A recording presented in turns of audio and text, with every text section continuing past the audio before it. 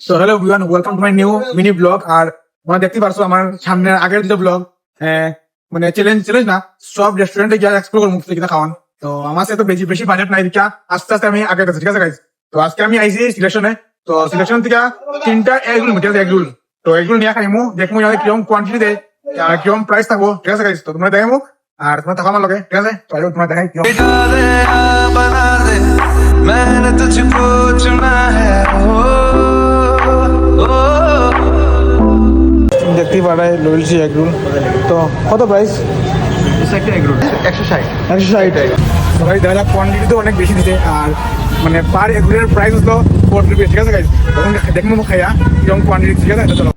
তো গাইজ তোমরা দেখতেই পারছো যে আমি দোকান থেকে আগে কিনে আনছি এগ রুলটা, মানে সিলেকশন থেকে। তো আজকে সিলেকশনের এগ রুল ট্রাই করবো যে 40 রুপিসের মধ্যে কিরকম কোয়ান্টিটি থাকে। আর সো গাইজ দেখতে তো খুব মানে লাগতেছে ডিলিশিয়াস, ঠিক আছে। তো 1 2 3। তো রুপিসের মধ্যে সাইজটা অনেক বড় আসলো, ঠিক আছে গাইজ।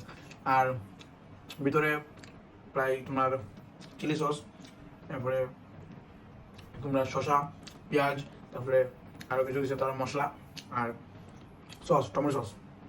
কোয়ান্টিটি মানে অনেক বেশি আছে, মানে 40 রুপিসের আন্ডারে কোয়ান্টিটি ঠিক আছে। তো তোমরা যারা কলেজ হয়ে থাকো, তোমরা তো অবশ্যই সিলেকশনে খাইছো এগুলো, তোমার জানাইও তোমার কিরকম লাগছে, ঠিক আছে। আমার তো 100-এর মধ্যে 78 বাই বাম্পা সেটা।